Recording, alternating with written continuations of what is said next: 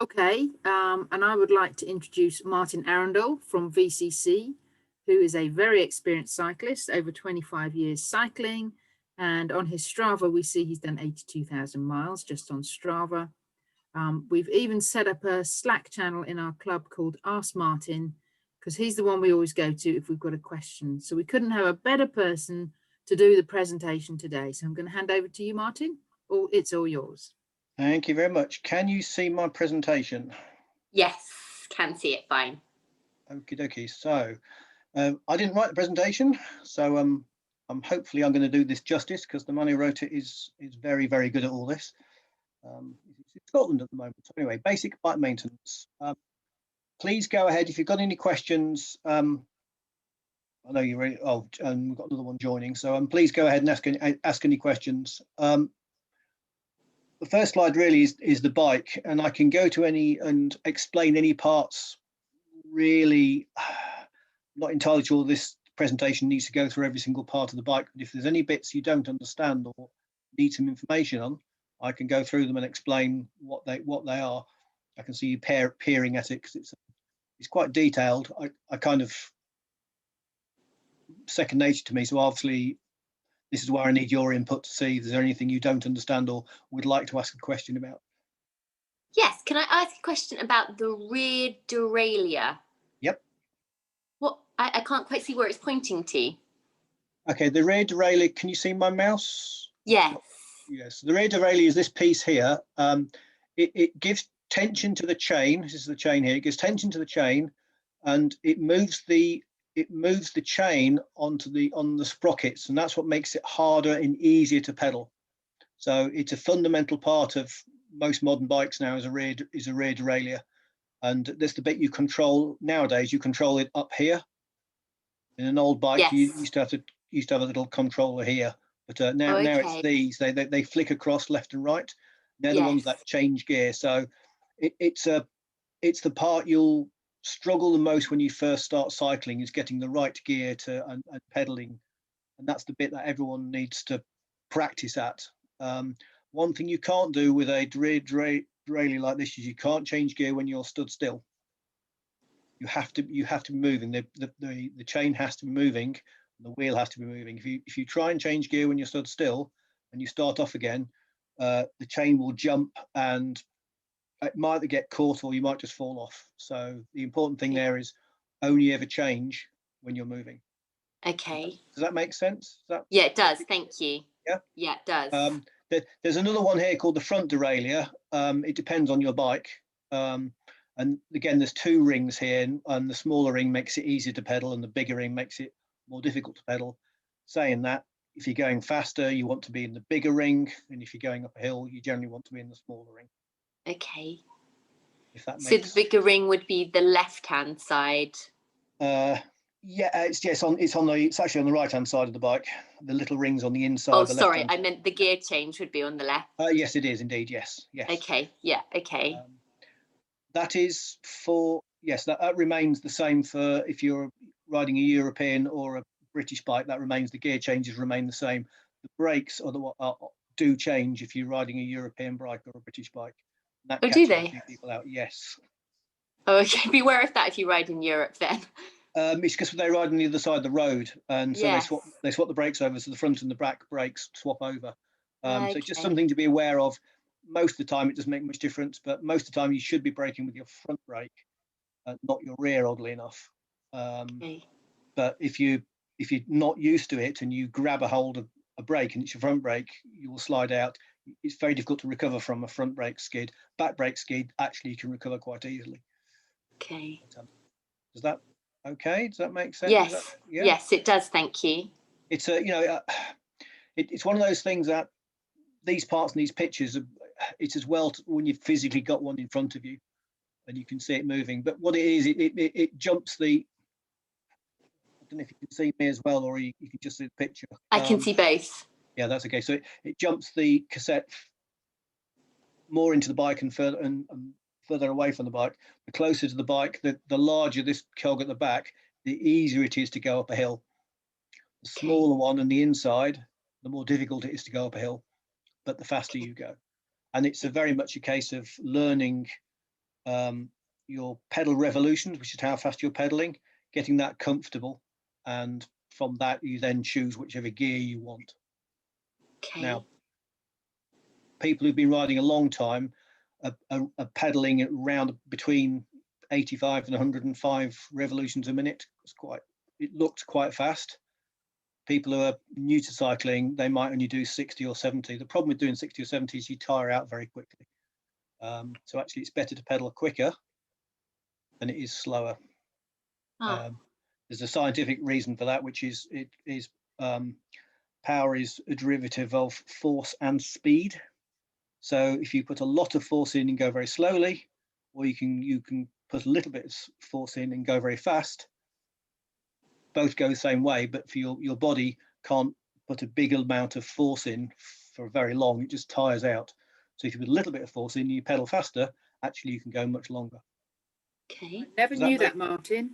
Does that make sense? No? Well, it's part of the training, but I'm a qualified coach as well, by the way, so just I know I need to focus on my cadence, and now I will. Yeah. Cadence is so important. If you've got a faster cadence, you're able to react to somebody moving forward or coming off the lights. It's just, or behind a car or whatever it is. It's much easier with a faster cadence. If you've got two people, one using a big heavy gear that they can hardly turn and one using a light gear, I'll tell you who will win a sprint, or who will avoid a problem or anything. It'll be the guy or girl who's pedaling very fast, pedaling the easier gear. It's just easier to get around. There are limits. If you're doing a very long distance ride, then you wouldn't be riding at 100 revolutions a minute for 16, 17 hours. You just can't. You'd be probably doing about 85, 80, but that's better than doing 60. If you're just pedaling at 60, you're going to tire out an awful lot, because there's a lot of force you're going to put on the pedal to move you forward. Yes. Is that okay? Does that make sense? What is cadence, sorry? Oh, sorry. Cadence is the speed you pedal at. Oh, okay. It's the number of revolutions of the a cadence of 1 is 1 revolution per minute. So you're doing once. So normally you'd be doing 60 or 70 in a minute, or 80 or 90 or 100. Okay. Some of the track cyclists can hit 220 revolutions a minute. Oh, wow. And I've done 197 for half a minute. Wow. Try it on a turbo sometime. It's quite fun. And again, it's something to practice. If you can pedaling smoothly, so you don't jump out the saddle, is a really important exercise also to do. If you can pedal smoothly, it's more efficient, because you're not moving your body, and you'll find you don't tire as much. So it's one of those things that if you get chance on a nice piece of flat road and you're not too near people, you can change your gears, pedal a little bit faster, and see how you get on, and get used to pedaling faster. It won't come immediately, but from my perspective, if you get a chance to ride on the track at a velodrome, that's the place that will teach you how to pedal, because you're fixed to the bike. There's no gears, it's 1 gear, and every time you move the pedal, the rear wheel moves. You have to be smooth, and it teaches you such good exercise. And if you get a chance to go to the velodrome, it's not hugely expensive for a taster session. It's great fun. If you're not scared of the banking, I think not everyone likes it, but it's a good experience to go. And London's not very far away. It's where the Olympics were. Yes. And how do you stop on one of those bikes? I was always intrigued how you do that. You basically push backwards with your feet, so it's your legs that stop you. You can just lock your legs out, but then you skid, and you wouldn't ever do that on the velodrome. It's hugely dangerous. You'll see people do it on the road, and couriers do it in London. You'll see them do it, wear your tires out. But you just basically put more force against in the opposite direction, slowly. So like pedaling backwards. You can't pedal backwards, because you'll go backwards, because you are actually attached to there's no free wheel, there's no gear. They're attached. This is a track bike. But wow. We're probably going on too far, so maybe a little bit too much. So part of this is all the checks that you should do before you start off for a ride. I do this. I don't even think about having to do this. I do this automatically, but it's a really good habit. Before on your ride, you check that you've got enough air in your tyres. Oddly enough, if you run with not enough air, you're more likely to pick up a puncture, because your tyre will be flatter on the ground and it will be therefore wider and therefore more likely to pick up a flint or a stone or whatever it is. So actually having the right amount of air in your tyre is really, really important. Also, I use a little pick, a very, very fine pin or a pick, and just go around the tyre and just make sure I pull out any flints. I'm not saying you have to do that every single time, but if I'm going to go for a long ride, I'll check the tyres first. I mean, I will do it at a coffee stop. If anyone's stopping, anyone's hanging around, I'll look at the back of the bike and just spin the wheel around just to make sure there's no flints in there. If you get I always check for flints if I'm going to do a group ride, Martin, because the one thing you don't want to do is have a puncture on a group ride and you hadn't checked for flints. Yeah, that's when I definitely do it. It's just if you catch the flints early, they're not a problem. It's when they've been there for 2 or 3 or 4 rides, that's when they cause a problem. Was a flint a tiny stone? Tiny stone, yes. Okay. A chip of a stone, and the roads around here are particularly bad for them. What you get is a bit of science or a bit of interesting stuff. If you want to cut a tyre, try using a knife on a tyre. You won't cut it. Run water over the tyre and use a knife on it. You'll slit straight through it. Oh. The water acts as a lubricant and will really damage the tyre. That is why everyone gets punctures in the rain, because you pick up flints, the water and the flint together goes in the tyre. In the dry, it doesn't happen as much. So why it's vitally important you check your tyres and you clear it away. In the olden days on a bike, you used to have a little brush over the brake thing that used to clear all the flints away. No, you don't see anyone do it anymore. Or a piece of wire, they used to do that just to get rid of everything. But that's yeah. So always check your tyre, that they're the right pressure. What pressure should they be? There's maximums and minimums printed on the edge of the tyre. You might be difficult to see, but they're the maximum and minimum pressures you need. If you're a light rider, you can do with less than the maximum. You don't need to be at maximum all the time. And there's a horrendous complicated amount of talk about tyre pressures I'm not going to go into today, about what is good and what it isn't good. The wider the tyre, the less pressure it needs. So typically nowadays tyres are 25 millimeters wide or 28 millimeters wide. Back in my day when I first started cycling, there was 18 millimeters and 19 millimeters. So there's been a huge change in cycling since then. So, and the narrower the tyre, the higher the pressure they are. Why did the tyres get wider? Science, basically. Wider tyre has more air in it. It deflects better over bumps and therefore actually is faster. Okay. To a point. It then comes into aerodynamics. But basically, if you can ride a 28 millimeter tyre, if it fits in your bike, it'll be a smoother ride. You won't get as jarred as much. Your wrists won't hurt. Your backside won't hurt as much. It's a huge difference to riding a 23 millimeter tyre, where it's like riding on a rock. They're really, really hard because their pressure has to be higher. So if you can get away with a wider tyre, that's better. All modern tyres and rims nowadays are designed wider.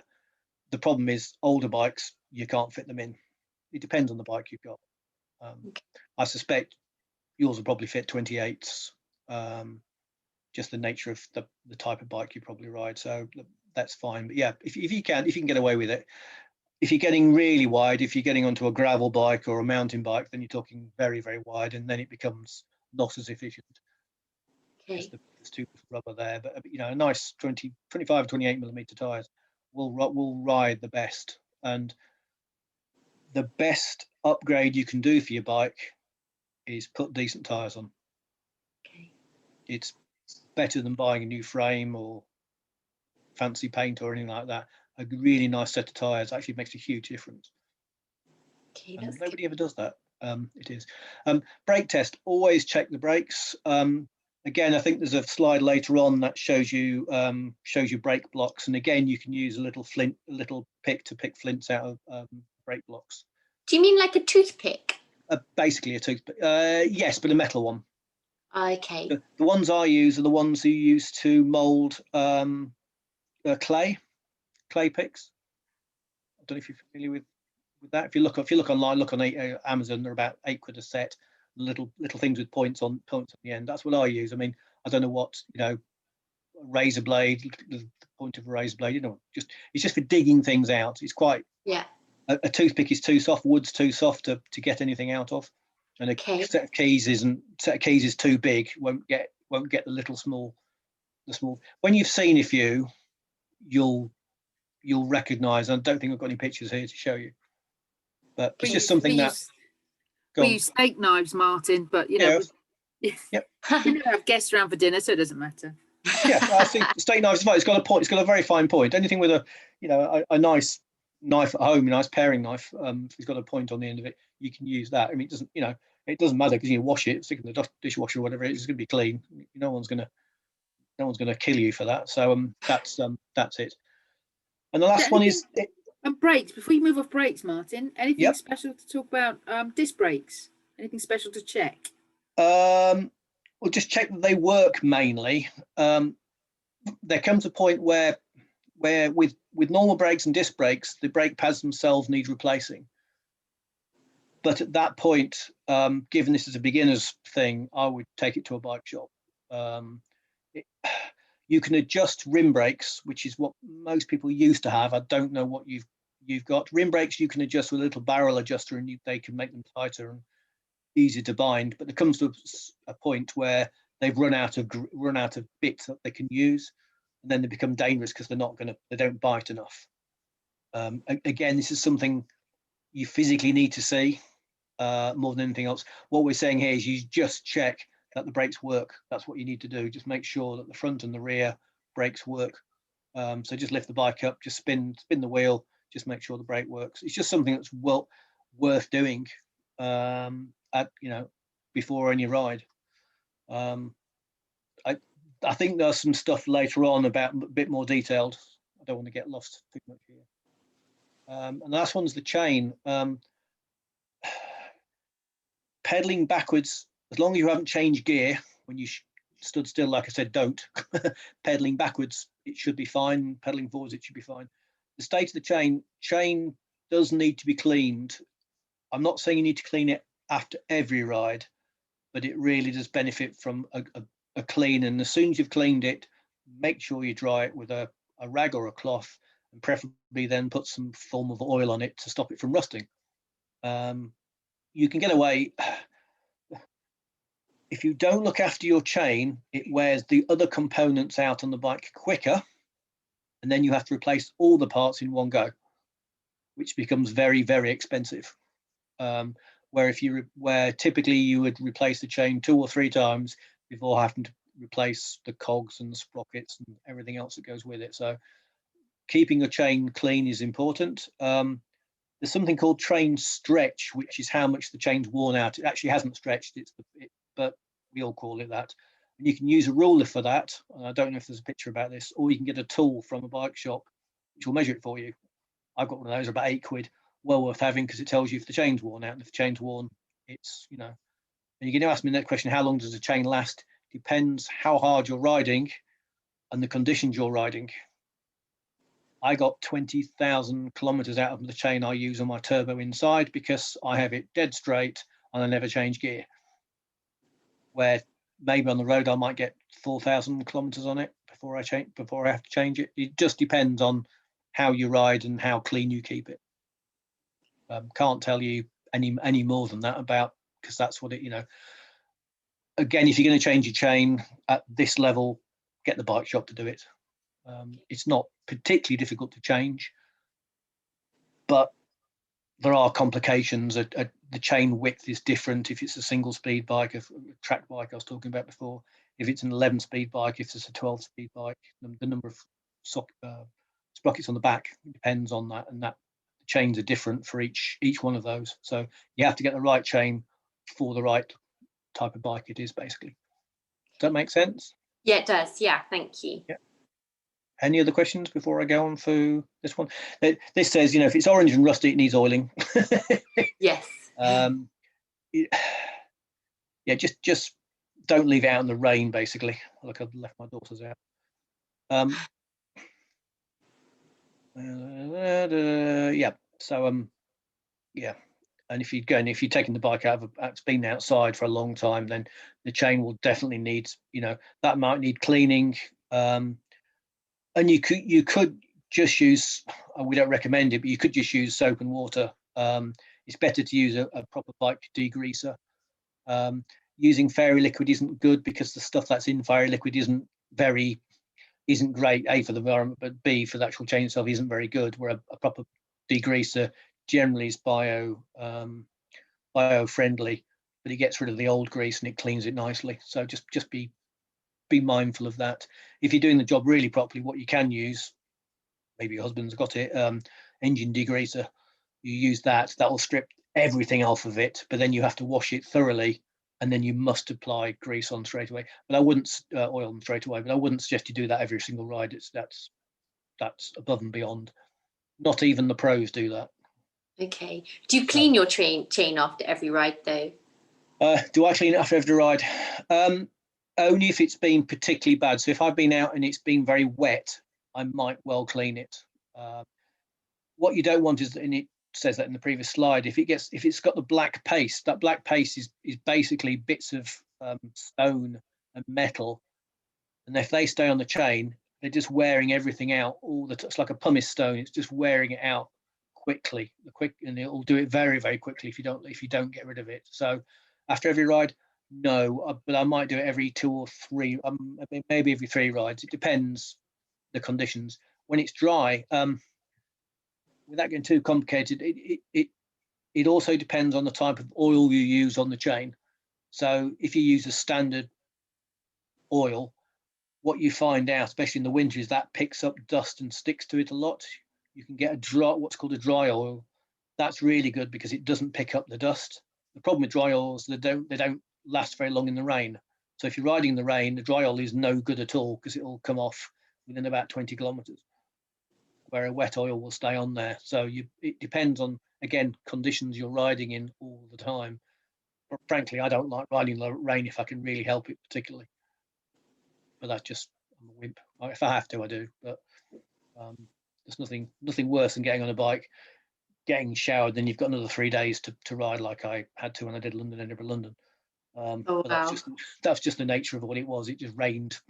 Oh no. So yeah, so I would say every 3 or 4 times. You can buy you don't need any fancy kit to do it. You can just use water and an old scouring pad if you want to. A brush is better. You can buy dedicated brushes for this. You don't have to have them. And you can buy a little chain cleaner, little box the chain goes inside. That's what I tend to use. You can put the cleaner in that and just you spin it round a couple of times and it cleans it. Bit of water to wash it off. You don't need, we're talking spending 10 minutes after the ride to clean your bike. We're not talking about stripping it down completely and cleaning every single component. It's just part of what I tend to do most of the time, not always, after every ride. It depends, if you're using it every single day, day in, day out, then maybe not. But if it's your best bike for Sunday, then you want it to look nice, I think. Yeah. If you spend a lot of money on it, you definitely want it, it's a shame then to not do anything, not clean it. Yeah. But that's everyone's, that's it. And here we are with I don't want, there are on the British Cycling website and YouTube pictures on how to clean your bike and how to degrease and lube your bike. I could click on that and show you, but it seems a bit pointless. I would say look on YouTube on how to clean your chain. Are you familiar with GCN, Global Cycling Network? No. No. Okay. Go on YouTube and look up GCN. It's short for Global Cycling Network. They do videos all the time. I've been watching them for 4 years. But they do some really good basic maintenance about, there must be 5 or 6 videos now they've done on how to clean your bike. Well worth watching. These are guys who, look, this is what you can do. This is the quick way of doing it, or you can do this. So there's no point in me showing you this on how to clean, because I just don't think Yeah. time, you know, we can all sit there and watch your videos, no point. So here you can see here's a stand. If you're doing a lot of maintenance on your bike, then having some form of stand to put it on is really kind of useful. But if you're not, you know, there's no point. I have a workbench. I just turn the workbench upside down on its side and half close it, and the rear wheel fits in that, and that keeps it upright, where I can just wash it. I don't need, Yeah. you know, I don't need to put it on the stand and go and click. You know, if I'm doing anything a lot with it, then I would use a stand. If I'm building it, I would use a stand. But it's a sort of overkill. It depends how much you want to spend time on it, and you know, in car terms, it's called detailing. You're cleaning every single little bit. If you want to do that, that's fine. I've got better things to do. Okay, onto wheels. This slide's interesting because it depends on whether you've got rim brakes or disc brakes. A lot of these are relevant to rim brakes. This one here is showing how much wear the brake block has had on the rim, and that's a lot. You would have to be doing 30,000, 40,000 kilometers on a bike and be riding in filthy conditions to get that amount of wear. Here, this is an interesting picture. I actually have had this happen to me.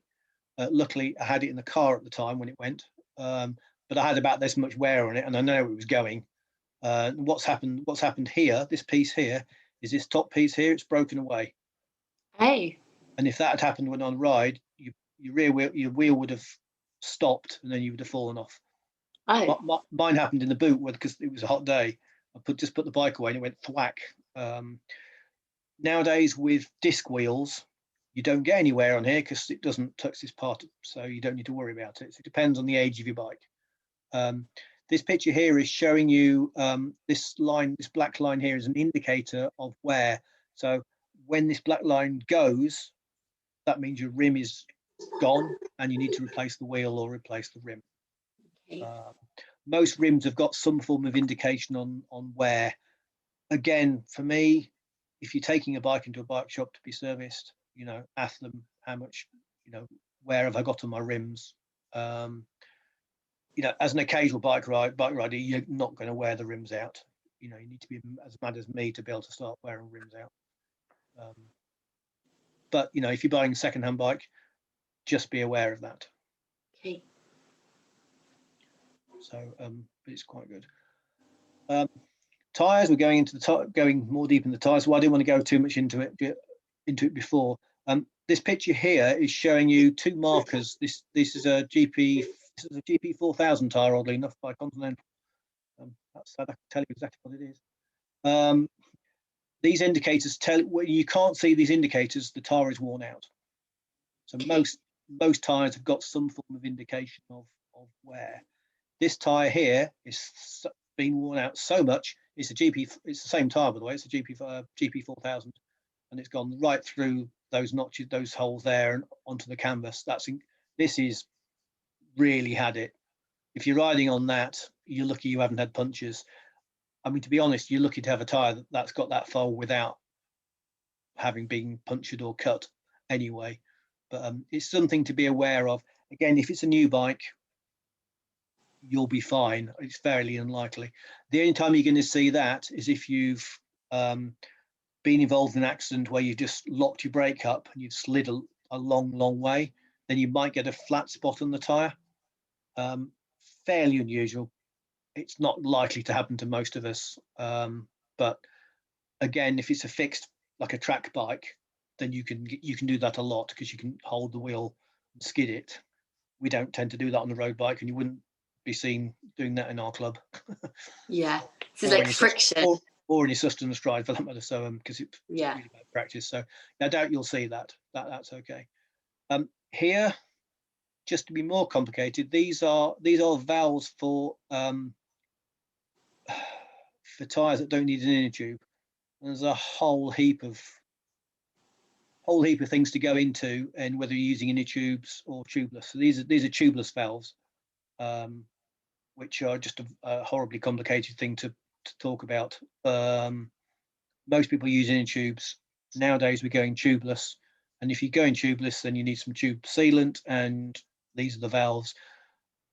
Really, I don't think it's part and parcel of this talk to go into the detail of tubeless and how good or bad it is. It's not it's too much for this. Is a introduction to your bike more than an in-depth level 3.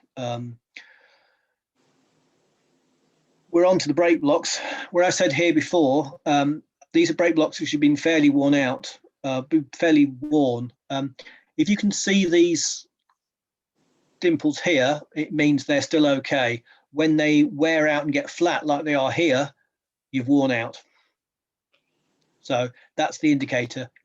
These are fairly worn, these are okay. These are new, these are worn out.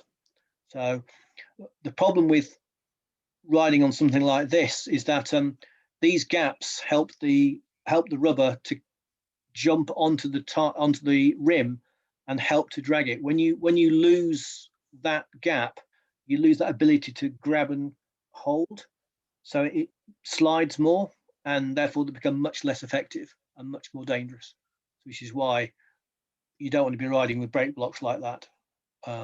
It takes a lot to get a brake block like that. Riding in very, very dirty conditions, grimy conditions, braking a lot from high speed, that's what's going to happen. Once a week on a bike ride, you're not going to get much wear. These are more interesting. You see the little holes here, the little holes in the picture. Can you see those? Yeah, I can. Yeah. What they tend to be is little bits of aluminium from the rims themselves. As you brake, bits of aluminium come off the rim, which is that rim where we saw. No, I don't need to do that. How do I go back? If I can go back there. This here. You see this is meant to be flat here. It's gone this far in. Well, where's the metal gone for that? The metal has gone generally into your brake block. That's what causes that. So if you look at your brake blocks again, you can find bits of metal, and again, I would use a pick to get the bits of metal out. Okay. You don't want them in there, because the longer they're in there, the quicker they wear out the rim. So it's a self-defeating thing that if you don't check them. So it's one, and this is here. This is an adjustment to adjust your brake blocks closer or further away from the rim.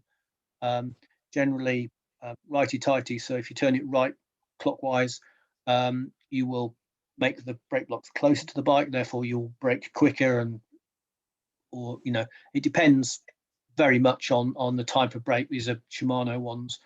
That's how Shimano adjusts them. Some others will have an adjustment on the somewhere else on the bike, but it's a fine adjustment. You're more than capable of doing that yourself. Sometimes it's so tight you can't actually get the tire out, but that's a separate issue. Yeah, so it's just a gentle. If you've got a bit of wear, then by all means, adjust them as you want to. As I said, we've said here, brake blocks have wear indicators. Those are the wear indicators generally. These are very worn. These are Shimano brake blocks. These aren't Shimano, but doesn't matter. There's a whole part about replacing brake blocks and making sure they go the right way around. There's a famous Blue Peter. I remember back in the 70s, Blue Peter did a thing on brake blocks and they put them in the wrong way around. Hoo-ha about that. So yeah, again, it's something that I would get somebody qualified or more experienced just to check and show you. I can't show you here what I would do.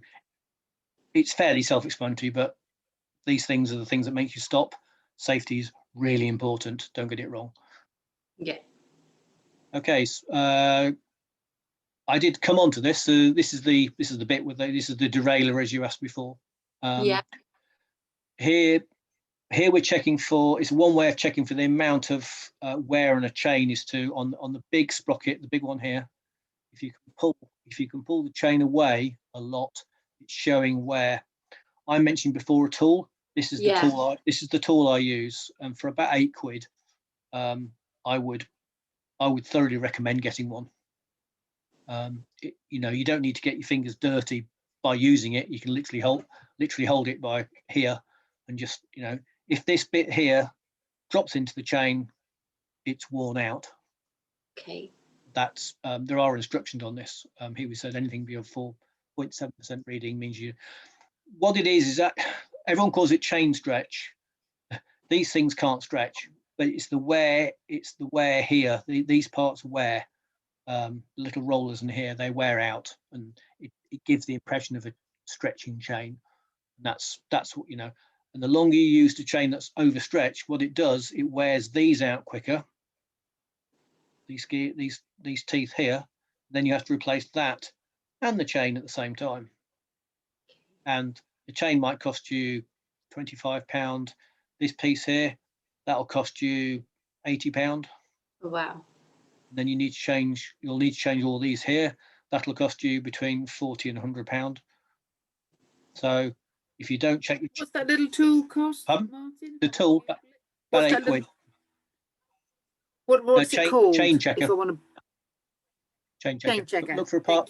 Well, if you look for Park Tool CC-3, you'll find one.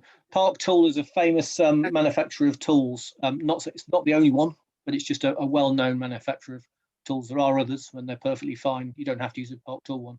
You get one from Wiggle. I think they're about £8. You can actually use, if you want to and you're really tight, you can use a ruler and measure from here to here. And this is I can't remember off the top of my head what the numbers are, but it's actually quite easy to check. But this is so easy. It's just, you can change that. You can check that every single time you ride, or once a month, or once every 6 months. Put it in the diary. Once every 6 months, or must check. Once every 6 months, must check my chain. Must check the rims for wear from braking. It's not I'm not saying every single time, but it's worth it's worth it.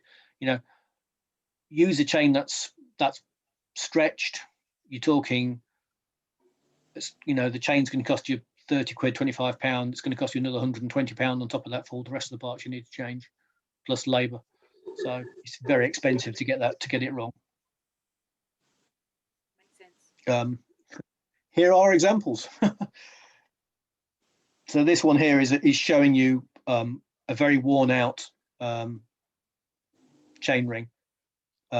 What we say is, if it looks like a shark's tooth, it's too worn out. So you'll see it's uneven, and that's an incredibly worn out chain. What you find out is when you put a new chain onto this, it either won't change properly, or it'll keep slipping. You'll go to pedal and it clicks, and you pedal and it clicks, and you wonder what's happening. I've put a new chain, and why is that? Unfortunately, it's because you put a nice chain on something that's worn out. So at that point you go, I need to go and change both of them. Here is an example of a broken, of a very worn out tooth. Bear in mind that Shimano, one of Shimano's many inventions, are teeth that are angled like that. That's okay. That's not wear. That's how it's meant to look like. That amount of shark's tooth there shows. I'm surprised that works at all. Quite frankly, I'm surprised anyone would get anywhere at all with that. So just something to be aware of. Again, we're talking about 6 months down the line, one quick check, which you should be looking at when you clean the bike. So if you're cleaning it properly, you'll see this. If you think about it, if you don't clean it, that's what happens. So does that make sense? Yeah, it does. Yeah. You also, and he says there, people who don't stay in the same gear, you'll wear the same sprocket out, because that's the one you don't move out of there. So you'll end up, a whole load of them are good and a whole load of them are just one or two are bad. So just be aware if you don't change gear much. So we're checking for the brakes. Does it spin properly? The gears. You can check the gears before you start off, but you have to lift the bike up and spin it and then change gear, which is quite difficult. You might just want to go around the block just to make sure that they're changing, if that's the case. That's where a stand is useful. Put it in the stand, you can check the gear straight away if you've got a stand. Other than that, it should be okay. This goes into all the parts. I think it's a bit too advanced in my opinion to go through and explain every single part of this. I will if you want me to, but this is a front derailleur. This is the one that changes the 2 or the 3 on the front of your bike. Okay, no, that's probably enough for me actually. My bike, I only have 1 on the front, so I don't have to worry about it. Makes life so much easier. Checking if wheels are true. You can do this before you start off. Mind you, if it's not true before you start off, you're kind of stuck anyway. You should have checked that when you got home, when you were cleaning the bike. If you have a crash, always check it anyway. But if you have 1 broken spoke, the wheel will wobble every time it goes round, or if it's got a loose spoke. If it's a loose spoke, you can fix it yourself if you're really brave. I'd take it to a bike shop. If you've got a broken spoke, definitely take it to a bike shop. It's not, the nice thing about a broken spoke is it's reasonably easy to repair most of the time, unless you're talking about a carbon fibre ones, in which case different matter completely. But most of the time you can fix a broken spoke. In fact, I had a broken spoke on Edinburgh-London. The guy, when I stopped to have something to eat, the bloke fixed it for me. So it was easy for him because it was a normal spoke, dead easy to fix. So does it wear down over time, or is it only if you crash? No, it's fatigue from use. So wheels are fascinating things. They work by suspension. You're suspended from a spoke. It's very odd. It's very, very strange. It's very, very weird out of the way. Spokes are stretching and releasing tension all the time. What happens is generally this part here, if we have a picture later on, the J where there's a bend normally in a spoke, called a J spoke. It normally breaks there. That's where they break, and it's just the amount of wear and tear and how hard it's been ridden, how heavy you and the bike are can make a difference. So back when I started riding, wheels tended to have 36 spokes in them, or 40. That's a lot of spokes. The wheels are very, very strong. You didn't tend to have a problem. What's happened is nowadays everyone wants nice light wheels, and they've got 20 spokes or 22 or 24 spokes. There's a lot less spokes. Oddly enough, a lot less spokes means there's a lot more force on each spoke. What's going to happen? They're going to break. Yeah. So it's a bit of a trade-off between having nice light wheels and having something that's going to last. So if you're doing a touring bike, you would have wheels built strongly, so they had to have more spokes. If you're just doing a nice fast Sunday ride, you can get away with 20 spokes or a 24 spoke wheel, because you're not riding it much. If you're only doing 4,000 kilometers a year, it's hardly any use. If you're doing 24,000 kilometers a year, it's going to get a bit more worn out. So it's again, it's what you spend. This one in this picture here, that's been involved in an accident, so fairly clear that is. So just check that they're round. But you do that when you get home. When you get home and you clean the bike, and you dried it off, you just spin the wheels around. You can see if there's a sudden movement, and you can see, oh, what is it? Have I dented the rim, which is possible if you've hit a stone, or is it a spoke? That's either way. If you find it on the Sunday, you can take the wheel off on the Sunday night. You can take it to a bike shop on the Monday or Tuesday morning. You can have it back by Thursday, and it's back on your bike for Sunday. If you find Sunday morning your wheel's broken, what are you going to do? Yeah. Unless you've got spare wheel. Some of us have, some of us haven't. So it's just, again, basic maintenance. Going through this process every single time, you won't have those problems. You always tell on the bike ride those people who've bothered to look at their bikes and clean them, and those who haven't. It's those that haven't cleaned their bikes and looked after them. When I was doing Edinburgh-London, I passed a guy who had 8 punctures. You looked at his tyres, and his tyres looked like the ones we saw further back. You could just see the canvas. So he's about to do a 1,400 kilometre bike ride in tyres that have worn out. You wonder why you ran out of inner tubes. Why would you do a bike ride like that without doing some form of maintenance is beyond me. Yeah, it's the same with the Sunday ride. You don't want to be the one that hasn't checked their tyres for flints, gets the puncture 2 miles down the road, because your colleagues won't be very happy. We hate it. We hate it when people ride. You can get tyres come in sort of winter type, which are much heavier and stronger, and summer type. If people ride summer tyres in the winter, I've got no sympathy for them at all, because they're not the right product. Yeah. So it's here. This drawing here shows you something called a snake bite. Snake bites, you don't see them so much nowadays. Even pros get them. What happens to snake bite is if your tyre isn't, mainly if it isn't pressured properly, and you hit a hole in the ground, what happens? You get so much compression that both sides of the inner tube hit the edge of the rim and basically make 2 holes. That's why it's called a snake bite, because it looks like the talons of a snake.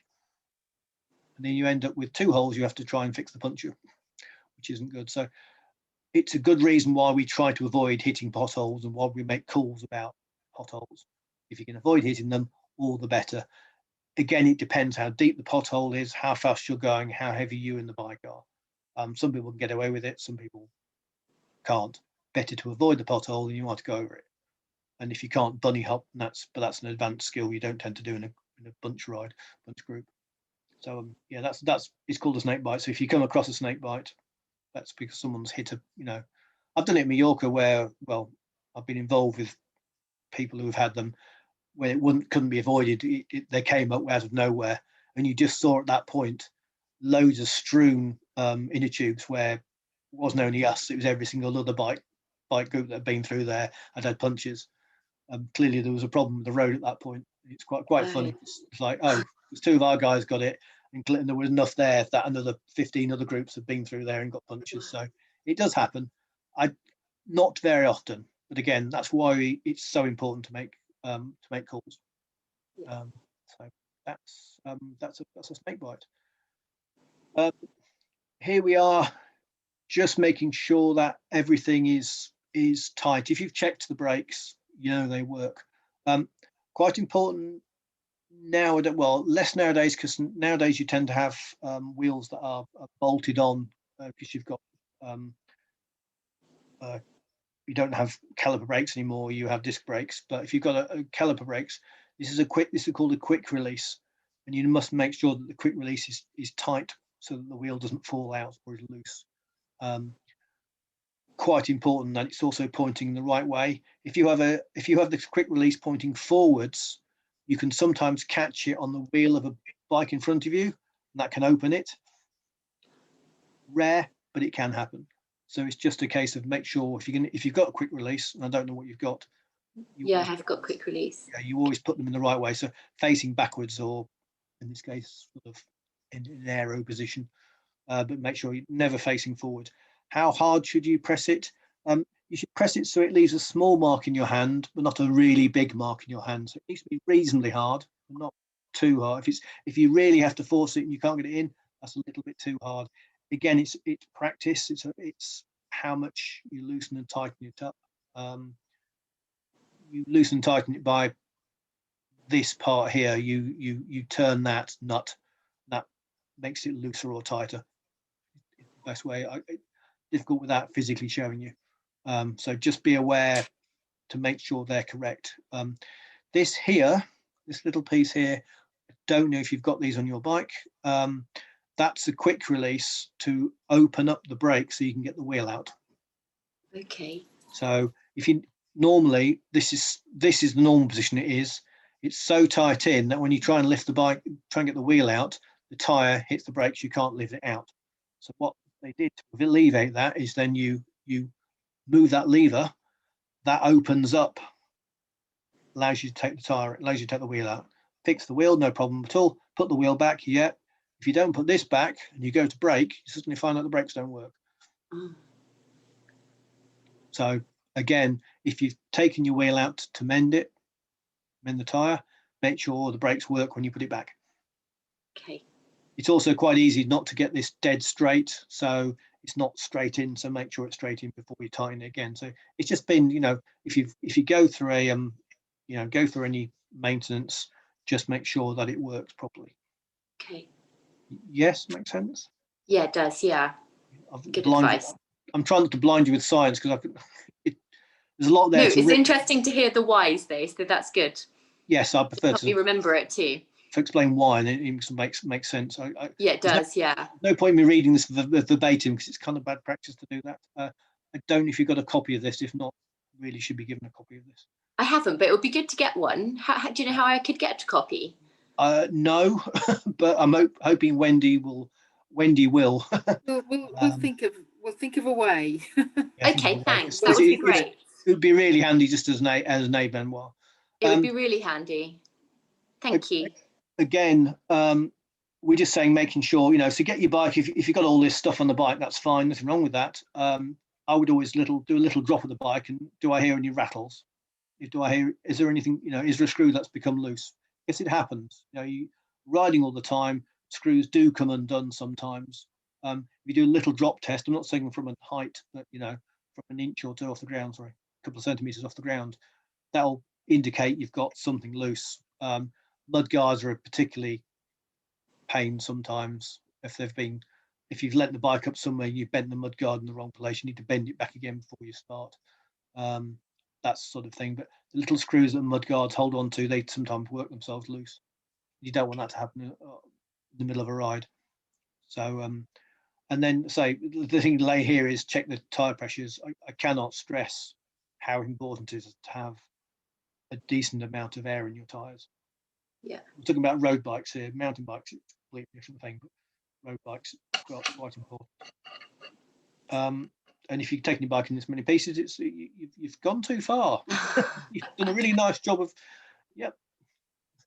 There's a few bits missing there. There's a few bearings missing here from the headset and the bracket, but yeah, that's a little bit too far. So I think that's it. Without, it's very difficult because there's a lot of things to go through.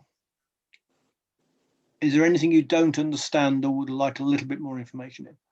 No, I think that's been a brilliant overview. Thank you. Really helpful, very informative.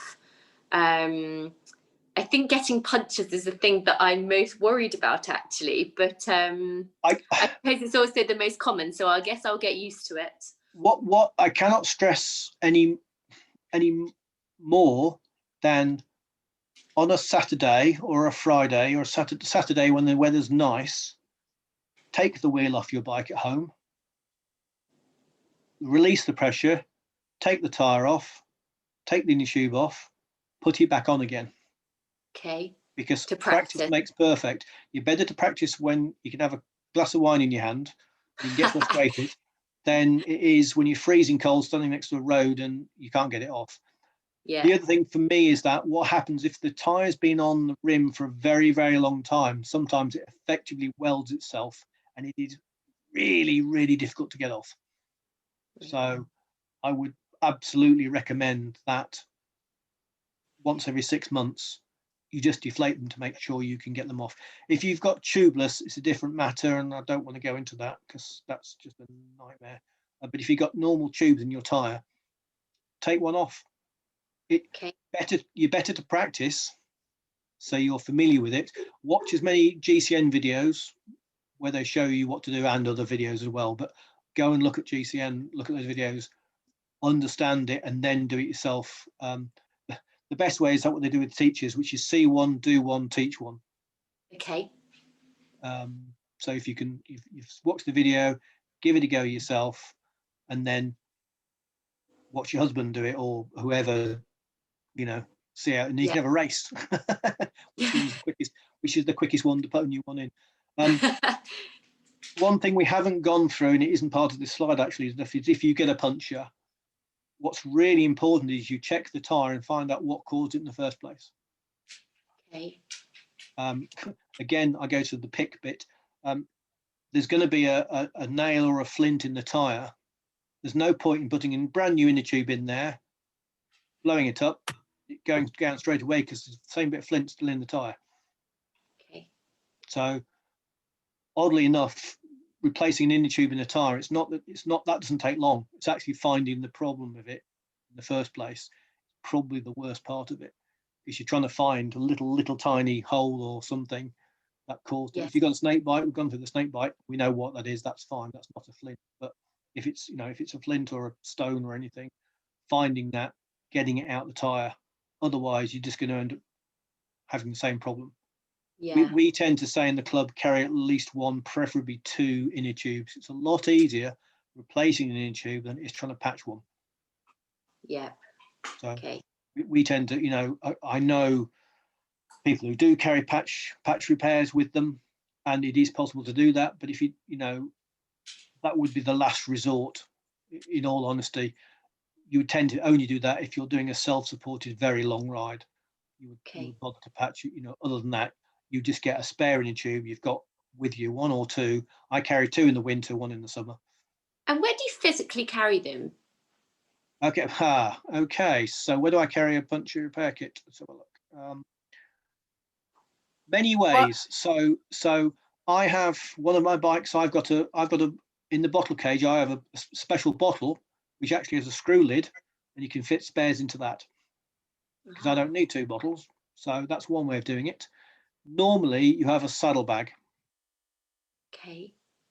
So you put a saddlebag, and in the saddlebag goes your spare inner tube, puncture repair kit, and all the other tools that you typically would need. Back pocket is the other place to store them. I'm trying to find. See, is there any other pictures?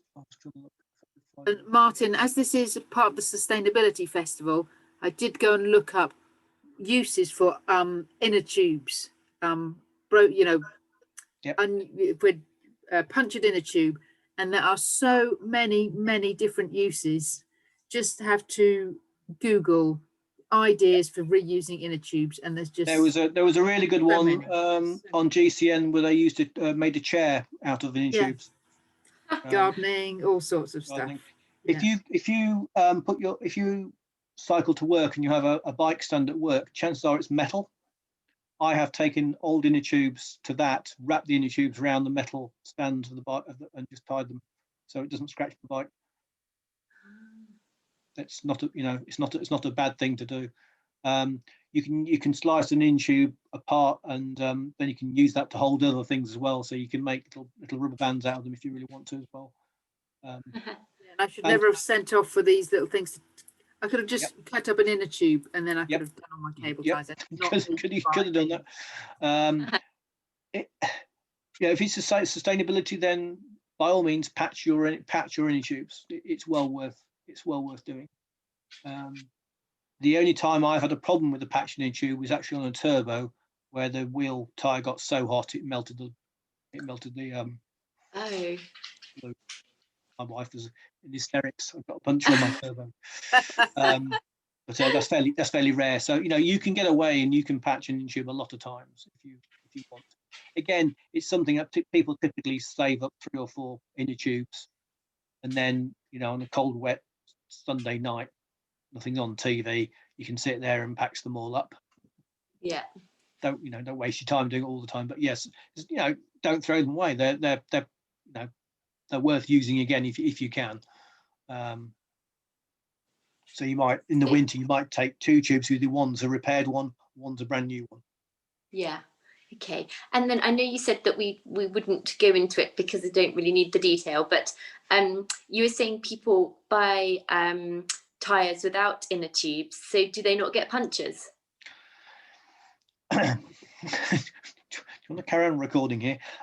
It's a huge topic, Michelle. Tubeless tyres are a I've never heard of them. Yeah, it's a massive subject. They have their advantages and disadvantages. Okay.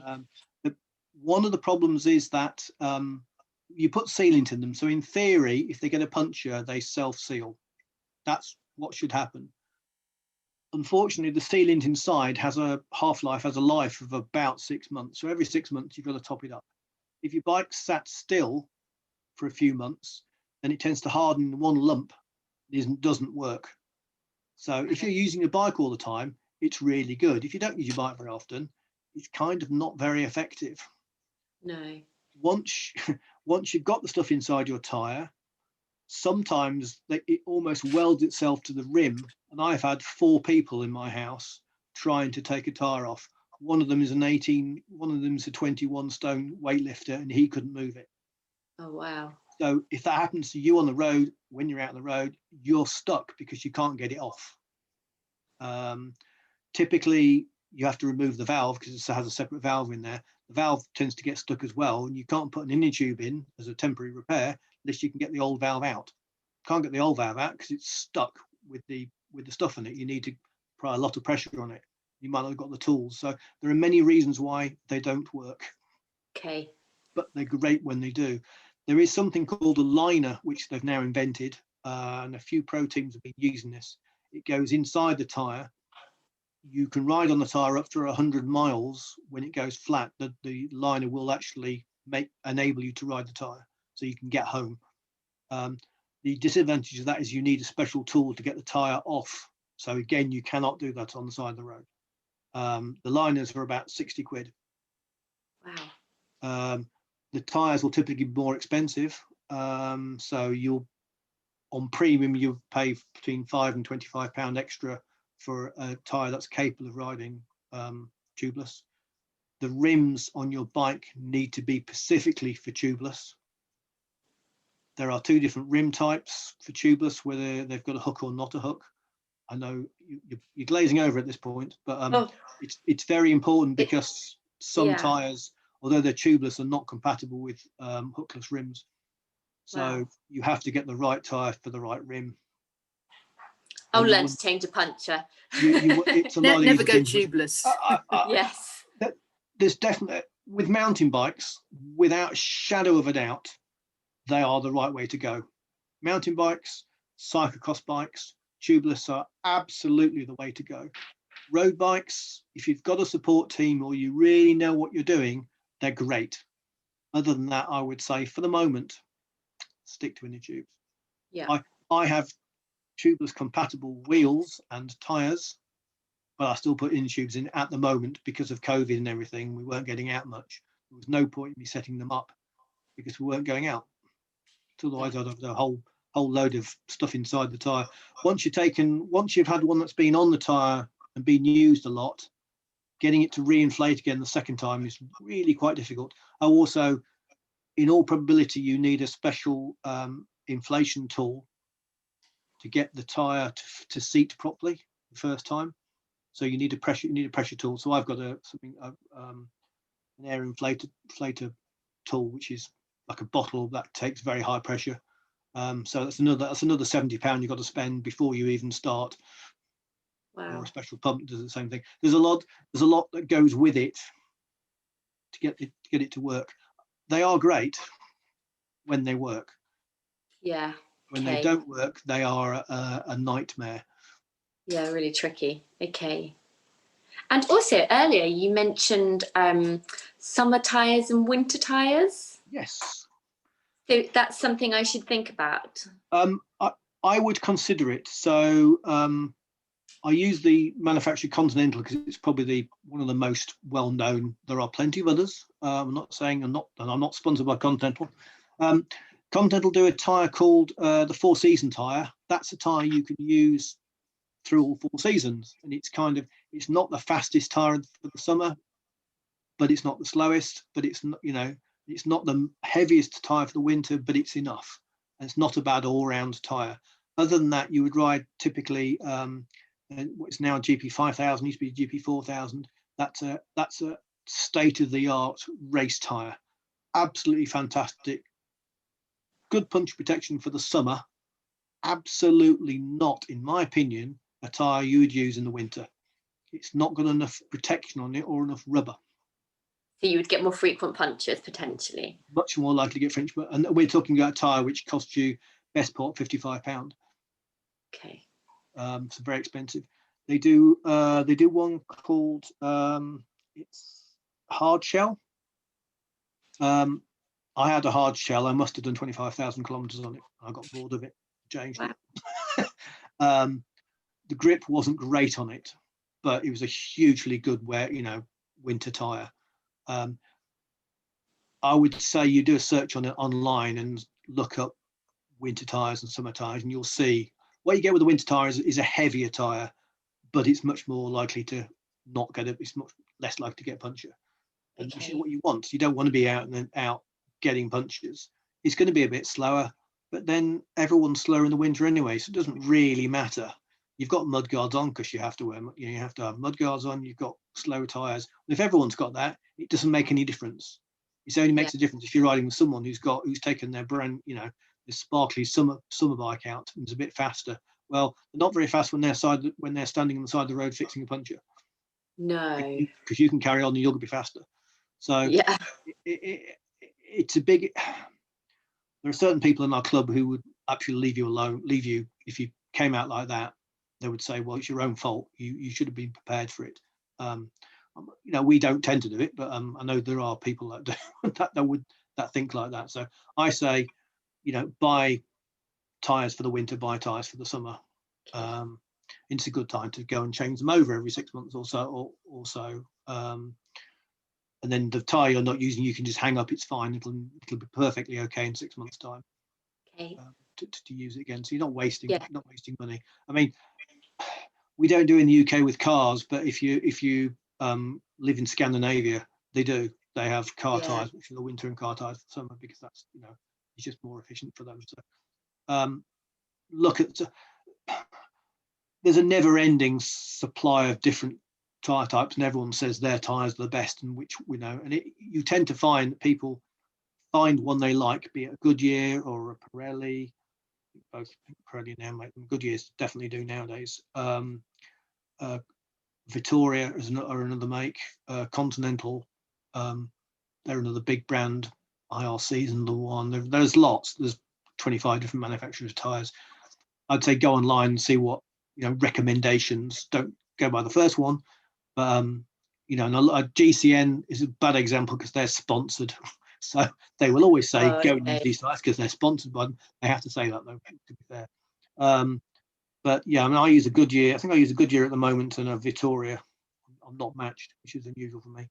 But yeah, I like I've always liked Vittoria tires, so I tend to like those. And they do a graphene one, quite like it. But you'll be surprised, a good quality tire will make your ride so much better than the generally cheap and horrible tire you get with your first bike. Okay. It's amazing the difference. You will be gobsmacked. Okay. If you're racing, separate issue completely, and then depends where you're racing. A good tire for a track bike might cost you 150 quid. Oh wow. And it's good for about 4 races. Really? Yeah. So, time trial bike. I do time trial, and time trial tires don't have so much puncture protection because they're fast, but they're no good in so you're much more likely to get a puncture. So it's tires for the job. Wow. I have wheels for the job. To be fair, I've got deep section wheels for my time trial bike and normal wheels for my normal bike. So okay. Yeah, so look at tires and think about it. I say it's surprising how much a good quality tire is worth it. Yeah. Okay. That's lovely, Mike. I'm just going to double check. Do Nina or Julie have any questions? Oh, sorry that my camera doesn't work, and thank you very much. It's been really useful. I mean, I've got some feedback. Do you have any recommendations for kind of insurance? I'm not a very frequent long distance cycler, and I have got an electric bike, or I did, and it was just stolen, which is super sad. So now I'm wondering what to get and whether to invest in a really nice bike and like really get to know it quite intimately, and take it indoors all the time. And then how to what insurance to get. There's an interesting company called Laka, Laka, Laka. Quite a few places advertise it. The nice thing about Laka is you don't pay a fixed amount. There's a limit to how much you pay, but it's not a fixed amount every month. Okay. It's like a group of people, and then if not many claims, then it goes down for that month, and if there's a lot of claims, it goes up. That's not a bad one. Other than that, there are an awful lot out there, and I'm trying to think. I've used and claimed from Velossure. I found them very good. I'm not saying they're cheap, but they were very good for me. So I've had as in Velo. Yeah, and SHURE. I had an accident, and they sorted it all out. It was a part claim against the person who did it for me, and I wanted the bike checked. So it was they were very good. There's Yellow. I can't remember it now. British Cycling recommend one. I'm not saying they're the cheapest. You go on these comparison websites, they'll tend to list you about 4 or 5, they're all pretty much the same. The insurance, it depends on the value of your bike, basically. That's the first thing. So if it's a £4,000 bike, it's going to cost you this much. If it's a 20 grand bike, 10 grand bike, it's going to cost you a lot more. Slightly out of my price range. Well, I mean, electric bikes can cost you. Yeah, I know. I was so surprised. I had not clocked that. Yeah. The other insurance, there's not just insurance for your bike, but you might want a liability insurance. Yeah. Those of us that ride in the club all take out an insurance with either British Cycling or Cycling UK. If we have an accident, and it's for injury, injury, or not just for the bike, it's a liability insurance. So that's worth thinking about as well. Yeah, Velossure I think includes that as part of it anyway. I'm a part of British Cycling, so I'm a part of British Cycling with a silver race membership, which gives me that. The problem with British Cycling insurance is that you can't claim off another British Cycling person. It's a very odd, very corner case rule, which is why I would tend to go with a different company. Velossure, I have to admit, I thoroughly liked. They did everything I want to, but again, it's one of those things that I insure my bike. I don't insure my bike for the full amount because I can't afford it. What I'm hoping is that it doesn't get stolen as much as if it's in an accident. It'll pay for a new frame or a set of wheels or whatever's broken. I have to go through that. Lacquer I haven't looked at, but Lacquer is well worth. I listened to the Bradley Wiggins podcast. They have it on there, and there's a few others which have it mentioned. So that's why I know of it. It's well worth checking out. And the nice thing about it is it does change. It's not a set amount. I think my bike insurance was something like £300, £350 for the year. It wasn't cheap. But then I got a reasonably expensive bike. So it is, the other thing about all of those insurances, you will need a gold standard lock, and for it to be on for the theft to work. The problem is most cyclists I know do not carry on a normal bike ride a gold standard lock. So at home, is that like an £100 one? Yes. Yeah. And they're heavy and just nobody wants to carry that around with them. So what we tend to find out is if you're on a bike ride, you carry what's called a cafe lock, and there's enough bikes together and you're all together and you can usually see the bikes, you're okay. But if it gets stolen, that insurance will not cover you. So bear in mind, what you tend to find is that those insurances that require the gold standard, which pretty much all of them do for a £4,000 bike, they'll require it to be locked in a shed or an outbuilding with a proper lock in it and have no windows as well. So you really do need to check the fine print. That's why a lot of us have it locked indoors and things like that. So it's very difficult. And so it has to be indoors and locked to a non-movable object. Oh my goodness. Yeah. So I feel like my appetite for risk has gone down 80% since having one stolen. I don't mean negatively. Since you asked the question, I have to no, it's really helpful. That's what it'll say in the fine print. Unfortunately, my daughter had a motorbike which we put outside, and I put a ground anchor into that, a big lock onto that. It was always fine, never got nicked. But it's that sort of thing you need to be putting in place, which is another £30 on top of the lock. So just be aware of that. And again, if you've been burgled once, there's more chance of it being burgled again. Just it's statistically, it's one of those things, unfortunately. So yeah, so put it somewhere where no one can see it. That's the biggest thing. While I'm at it, as a matter of interest, and people don't realise this, if you post everything on Strava, make sure you set up an exclusion zone of, say, a mile or so around your house, because otherwise they can see exactly where you go home and exactly where your bike is.